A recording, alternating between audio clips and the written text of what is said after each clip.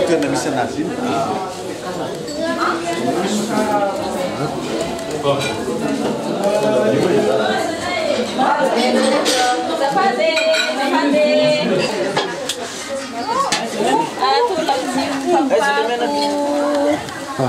Pakpaky miaraka amin'ny lafariny hitatsika io, miaraka amin'ny coco, asina menaka. Eza menaka eza.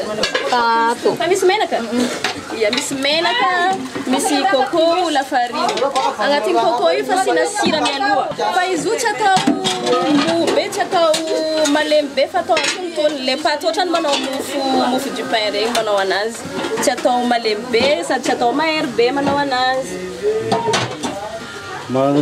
Katran'ny firy manao izy io alona sa atao karakara? Mila asina temps de pause kely rehefa vita ohatry zao izy asina 15 na 10 minutes eo amizay izy mba mahazo satria raha tonga de vita izy tonga de lasa miverina le paty tsy mety asina temps de pause kely 10 na 15 minutes amizay izy mba mety tsara. De rehefa vita paty atao boribory ohatry zao. Asina atao boribory ohatry zao izy.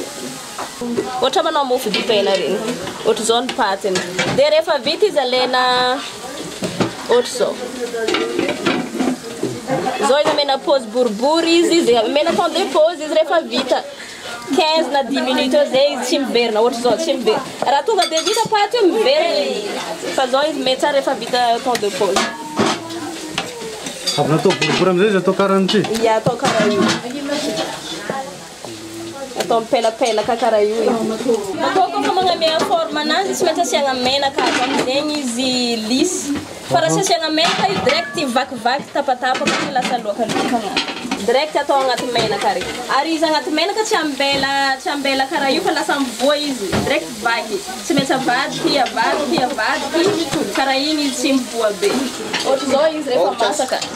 Vao masaka de zay olo mbola somea super amilomboka 67 hectares 67 akaikin'ny 7e arrondissement mibiagna fo isanandro 7 sur 7 mibiagna fo isanandro manomboka marandraigny jusqu'à riva misy sakafo marandraigny matsagna hariva de izy koa nareo avy amin'ny super amilomboka ato sakafo jiaby hitanareo tsy voatery na mandeha Diego na mandeha Mbanja na mandeha ia fa ko fa avy ato mitovy anareo mandeha agny fo sakafo jiaby tareo ato ny fandraisanay anjara amin'ny IT mampiavana ia misy tandy super amilomboka agny de le sakafo presque tsy jiaby fa sakafo zay hitatsika ty ho ataonay agny aby de ny prix de zakany fa efa mividiny tsirairay manomboka 500 francs ariary zato fa mahazo edy misy mokary agny misy godogodo mokary isan-karazany